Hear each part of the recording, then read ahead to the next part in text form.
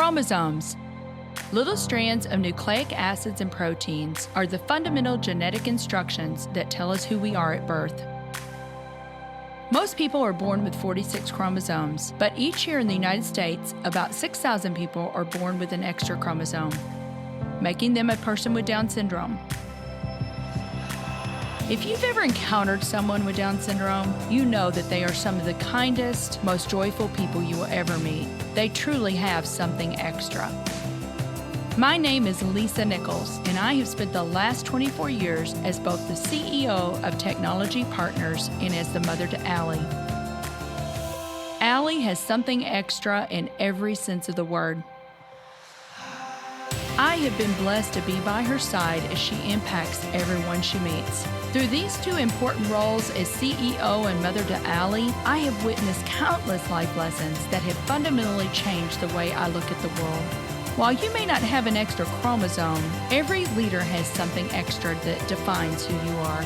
Join me as I explore the something extra in leaders from all walks of life and discover how that difference in each of them has made a difference in their companies, their families, their communities, and in themselves.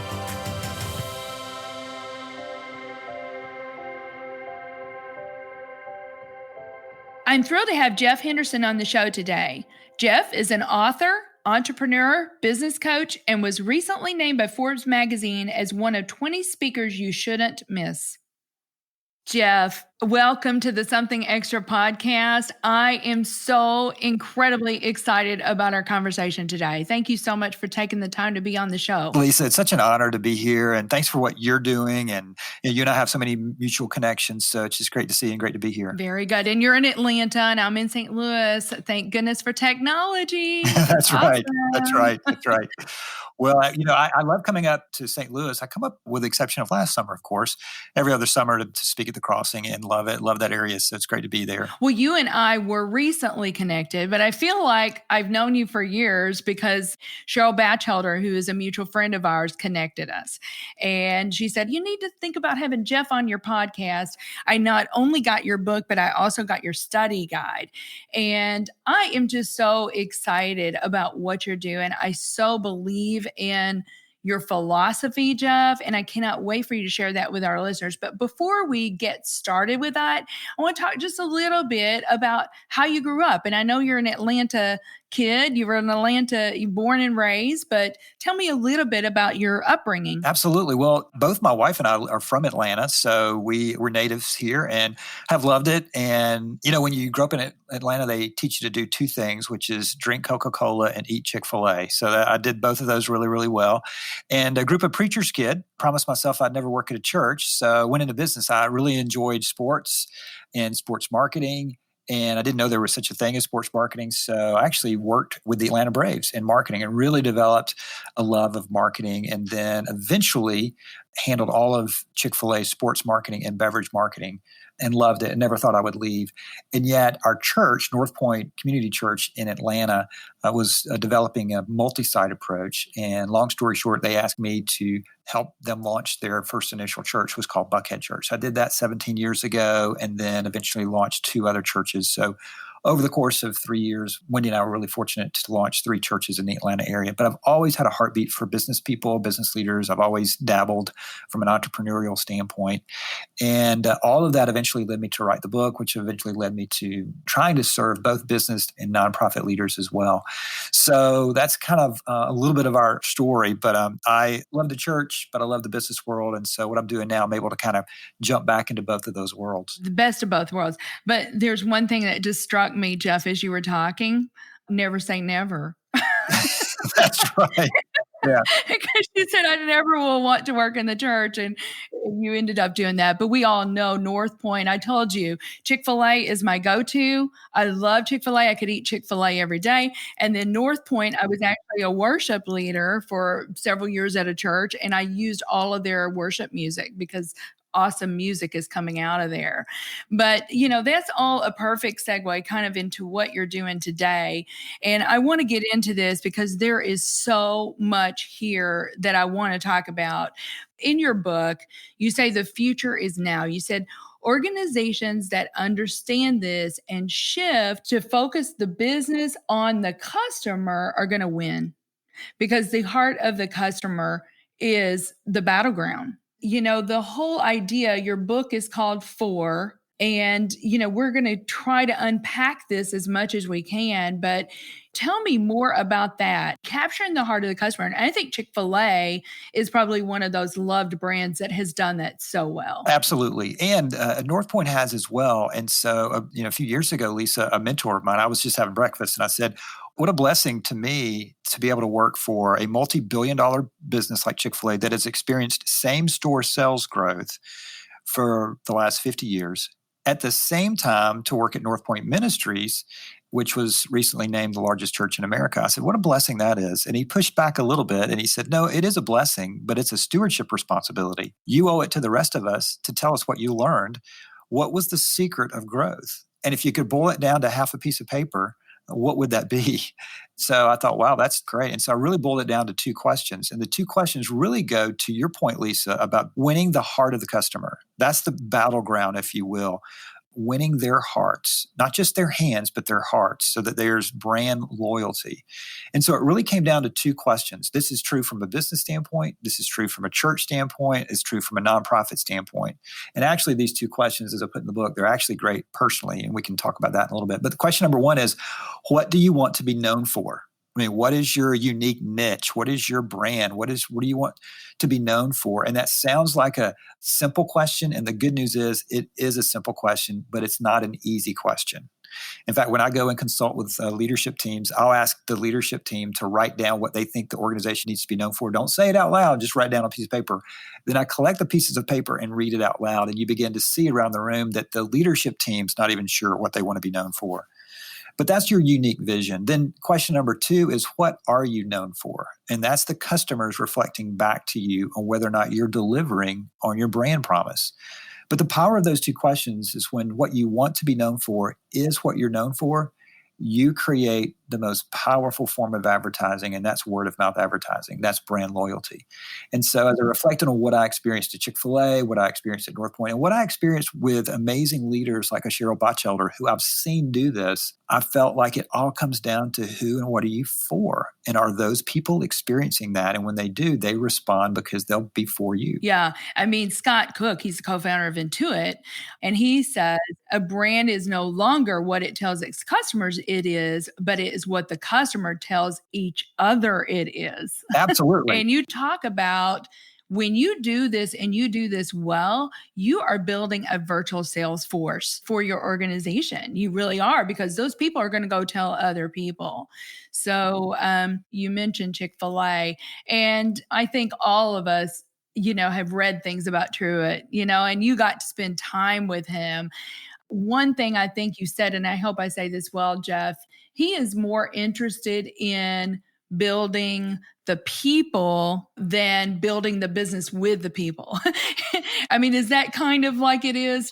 I opened the book with driving Truett to a speaking engagement. This was one of the first one-on-one times. I mean, I've been around Truett numerous times, one-on-one, just in a car driving him. And by the way, I was nervous the whole time. I just made sure I didn't want to wreck or, or do anything like that. So I drove. You could just see the headlines. I didn't want this to be my 15 minutes of fame. So I drove really slow, very carefully. But I was expecting we would talk about the business, and we did a little bit. But then he began to ask me questions such as, well, do you like working here? Does your wife, Wendy, does she like you working here? Talking about fatherhood. I had a little baby at the time. Our daughter was just 1 or 2 years old. And at the end of the evening, I realized that Truett was more interested in me as a person than he was a chicken salesman. And that's when I discovered the secret of how he built the business. And the secret was Truett was more interested in the business building people than he was people building the business. But that's how the business grew, because as you built people, they got better. They became more loyal because they experienced the genuine, authentic care. And we wanted to grow. And I would have run through 25 brick walls for Truett Cathy that night, because I realized he was more interested in me as a person than me for what I could do for him. He wanted to know what he could do for me more than what I could do for him. And it was just completely disarming, different. It shouldn't be a different approach, unfortunately, Lisa, but it is a different approach in leadership in many cases. But as I reflected on it, I thought, well, that's the secret of the business. He's genuinely for the people that are in business with him, and we will return the favor. That's how this works. And it's not a quid pro quo. It's not a manipulative thing by any stretch. It's just he genuinely cared. And he was authentic. And sometimes I think in the business world, and this happens in nonprofit world, we miss the humanity of the business. And when we miss the humanity of the business, I think the people suffer all on both sides. And Truett just said, no, at the end of the day, I'm not in the chicken business. I'm in the people business. Yes. Oh, I love that. Jeff, being for, so you talk about being for your customer, then being for your team. And then I want to talk more about being for you a little bit later. But, I've always said, your children, they've got to understand that somebody's in their corner. That mom is for me, dad is for me. There's so much power there. Yes. And Dr. Irwin, who you and I both know, he talks so much about the power of words. Mm-hmm. And you do too. Mm-hmm. So I want to move into another story, and I'm hoping you can tell this story. We have a few minutes left here before we need to take a break, but the Ritz-Carlton is the gold standard. Right. But that did not just happen by chance, right, Jeff? You even say you create a culture by default or design. And Horst Schultz created that culture by design. But you tell a story about you and Jesse. Can you tell our listeners that story? Absolutely. And I think any organization, Lisa, would say, oh, we're for our customer. But there's different levels and there's different intentionality to it. And if you're truly for your customer, you will design systems to make sure that happens. And one of the things I do with businesses and churches and nonprofits is we just go to their Instagram page and I'll say, are you talking more about yourself or your customer? Because what I'm seeing here is you're talking a whole lot more about yourself than your customer. I don't think you're genuinely for them. You're more for you. And I'm not saying you shouldn't talk about yourself, but what Horst did is he designed systems, and he knew the sound that people love to hear the most is the sound of their names being said. My daughter and I would stay in the Buckhead area for a father-daughter dance, and then we would stay at the Ritz-Carlton. I wish she would still do this, but she's a college senior, so she's lost interest in going to daddy-daughter dance nights with me. So we check in at the Ritz. We get out of the car. The gentleman asked our name. I'm Jeff Henderson. This is my daughter, Jessie. And so he said, I'll get your bag. Just go to the front desk. I look back and he's talking into his sleeve like a Secret Service agent. Jessie and I walk up, and as we walk up to the front desk, the Ritz-Carlton employee says, Mr. and Miss Henderson, we're so honored that you're here. Thank you for being here. And my daughter's eyes, I think she's like 7 or 8, Lisa. Her eyes got so big. So we check in and they're taking our bags. She said, Dad, how do they know our names? And I said, well, honey, your dad's big time here in Buckhead. What are you talking about? Everybody knows my name. But I thought, all right, here's a system. All right. So somebody in a room somewhere said, all right, the first thing that you do with a guest isn't to get their bags. The first thing you do is you get their names. Then you're going to radio their names to the front desk so that when they walk to the front desk, you say their names. Now, Lisa, my daughter is 21. So if she's 8, however many years ago that is, I'm not good in math, 13, 14 years, I'm still talking about that. Well, why is that? Well, Horst Schultz and the Ritz-Carlton Buckhead, they were genuinely for me because they went the extra mile. They did something more. They did something special. They did, hey, I'm going to go the extra mile, the second mile. And that's being genuinely for your customer. Mm-hmm. So, wow. And I bet you Jesse's still talking about it too. Absolutely. I mean, even though we don't do the daddy-daughter dance, we were down here a couple of weeks ago for dinner with some friends, and we drove by. And she goes, Dad, remember? Absolutely, babe. I remember. Yes, very good. Well, listen, we have a lot more to talk about, but we need to take a quick break, and we'll be right back with Jeff Henderson. Let's face it, the future is mobile. There's a good chance that you are listening to this show right now on your phone. Have you explored how you can move your business mobile too? Our mobile apps team at Technology Partners makes it their mission to move our clients into the hands of their employees and customers and change their business processes to meet the demands of their users. Let's work together and build a dynamic mobile app for your team. Go to tpi.co/mobile apps and get the conversation started about how we can help you get your new application off the ground. So welcome back. Jeff, I want to dive a little bit more into this because you talk about, and I believe this too, you talk about the little things matter. It's kind of guerrilla marketing. Right. You talk a lot about thank you notes. I'm a huge thank you. I think it's a lost art. Right. It is. You talk about Frank Blake with Home Depot that writes Right.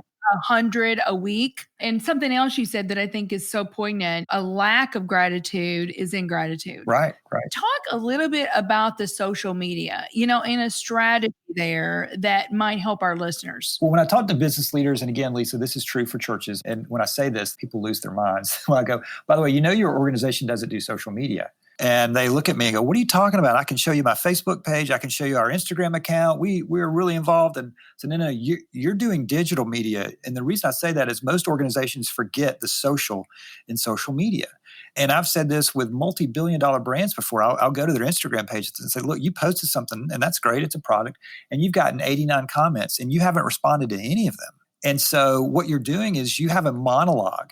And great social media is not a monologue. It's a dialogue. It's called social media for a reason. And a lot of pushback I'll get is, well, we can't scale it. No, you can scale it. Remember, there wasn't such a thing as social media just a few years ago. This is brand new. We can figure this out.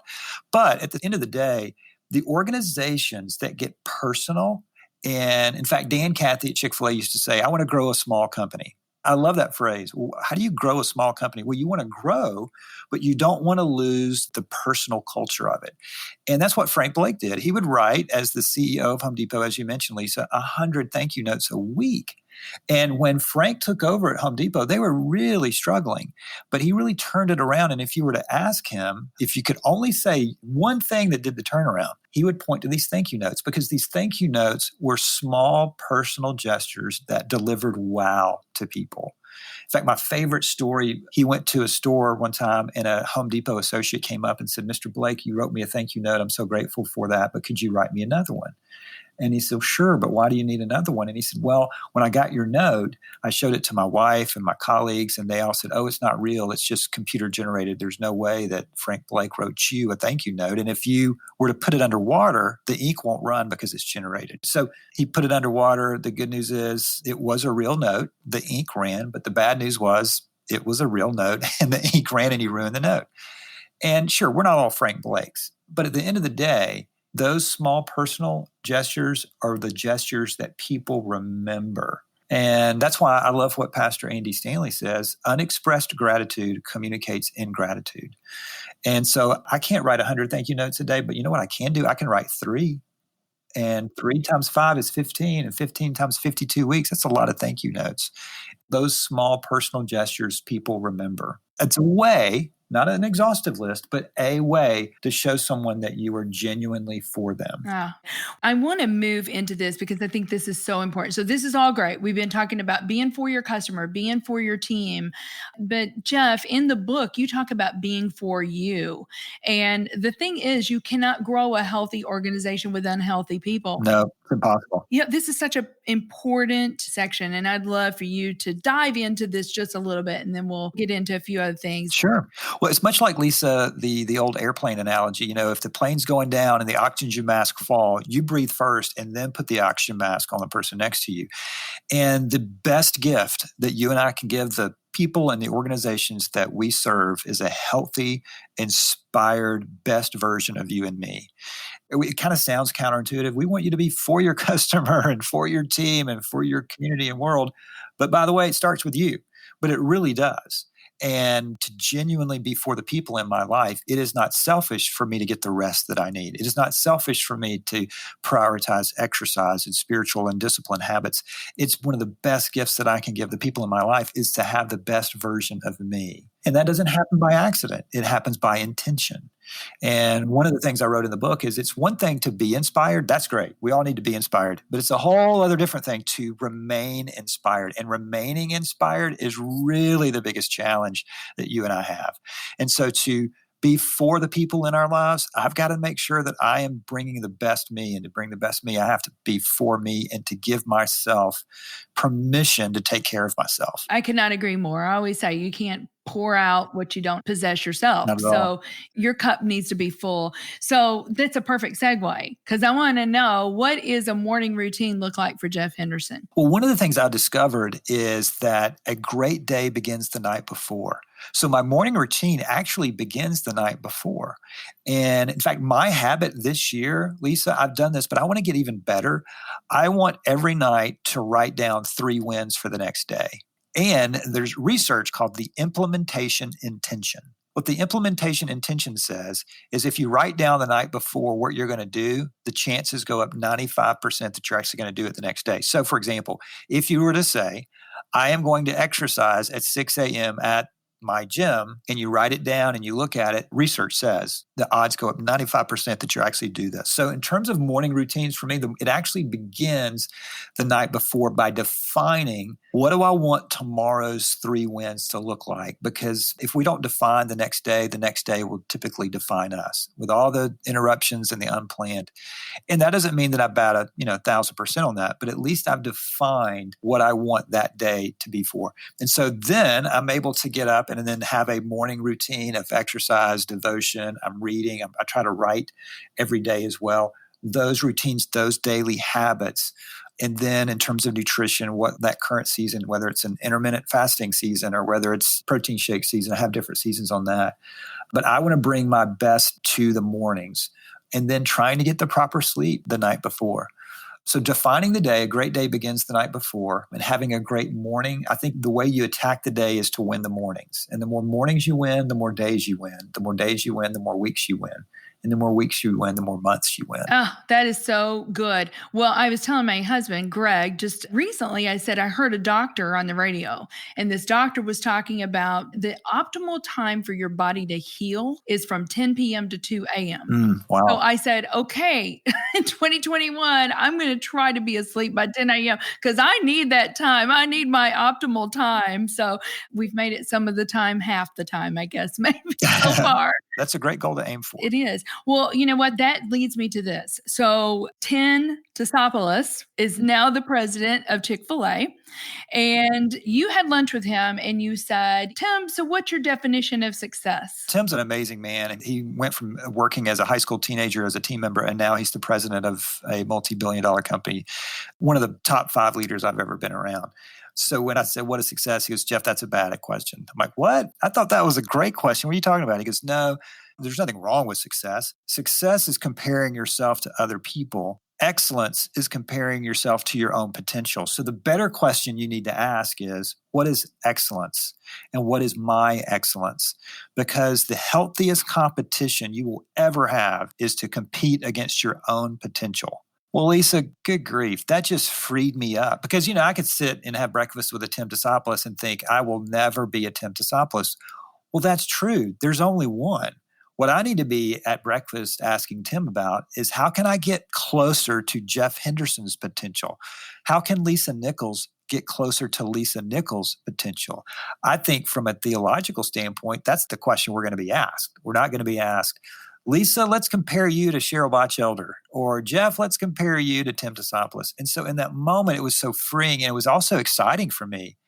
Oh, I do have potential, and I don't need to worry about what anybody else is doing. Let them run their race. I've got a race that's set out for me, and the best way I get there is to be truthful about my potential. There's some things that I'm not good at, but there's some things I'm really good at. There's some things that you're really great at, Lisa. Well, that's a gift. So that's your potential. And we'll never get there. That's one of the things, many things I love about Andy Stanley, one of the best communicators around, but he continues to try to get better. I mean, he could say, I've arrived. No, he continues to get better. He listens to his messages. He watches his messages as a way to get better. So this whole idea of comparing yourself to your potential and asking the question, what is your excellence versus what is success, was a game changer for me. Such amazing advice. Comparing yourself to other people is exhausting. Oh, it's no fun. Yeah, it's no fun. I mean, you were never meant to be somebody else. You were meant to be the best version of you. So Beautiful advice. I absolutely love that.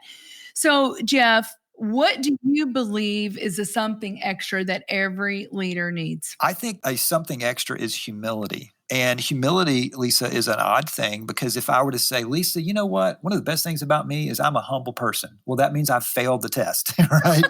So I try to tell people I'm not a humble person. I'm a person that tries to practice humility. There's a difference. And again, speaking of Chick-fil-A, this is something Dan Cathy, if you and I were to have lunch with Dan Cathy, I guarantee you he would fight to pick up your plate and take it to the trash. He wants to take the low place. He wants to not sit at the head of the table. He wants to sit at the back of the room.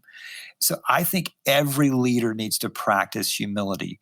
And one of the things I told my kids and I put in the book is there's an age-old, timeless principle. I don't care what you believe about anything. This is true. Be humble or be humbled. You have a choice.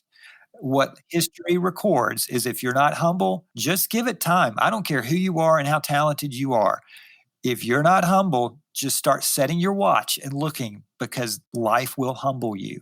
And I would rather be humble and practice humility than let life humble me.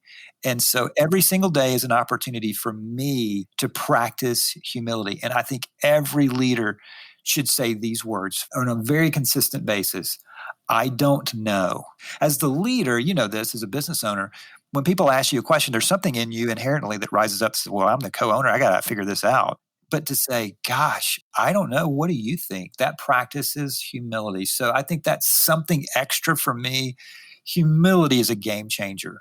Genuine, authentic humility is a game changer. It is that something extra. So good. So good. We could be talking here for 10 hours. I would love it. Well, thank you. I would love that too. But, I want to give you the opportunity. Obviously, we'll have this in the show notes. And you would not say this about yourself, Jeff, but you were recently named by Forbes as one of the top 20 speakers that you should not miss. So I want our listeners to know that you have an amazing person here. If you've got a company event and you need a good speaker, reach out to Jeff's team. He is on the John Maxwell team now, correct? Right. So reach out to the team and I'm sure he would love to come and speak to your group. But what would you like our listeners to know? One of the things I'm trying to do, and Lisa, I'm so grateful for the opportunity to be on the podcast because I'm trying to spread this message. It's no longer about being the best company in the world. It's about being the best company for the world. And I really do believe that you can combine purpose and profit. I think purpose fuels profit, and I think profit fuels purpose. And I just have a heartbeat for helping businesses. Obviously, as a former pastor, I have a heartbeat for helping great churches like the Crossing in St. Louis. I love that team. I want people to join this movement of being for creating organizations that are genuinely for people. So one of the things I would encourage people to do is if they'll get the book, at the back of the book is my cell phone number. And when you read the book, I would love for you to text me and just say, hey, here's what I'm doing with the content. Can you come? And like you and I were talking before we started recording, you're about to take a small group through it. Hey, I'll jump on a Zoom call and would love just to say hey to the group and to hear how are y'all taking this message and what can I do to help and how can I learn from you? And that's the thing I love about doing these Zoom calls and doing podcasts like yours. I get to learn and I get to say, hey, I was with Lisa Nichols yesterday and here's what they're doing and you ought to do this. So I would just invite them to get the book and then text me. And it's so fun for me, Lisa. I get a text almost every day from some places around the world saying, hey, here's what we're doing for, and here's how we're being for our customer, or here's how we're being for our team. And it's just been encouraging for me. So that's the thing I would ask. And to do that, if you'll text me, I promise you, I'm batting 100 or 1,000%, whatever it is. I'll text you right back.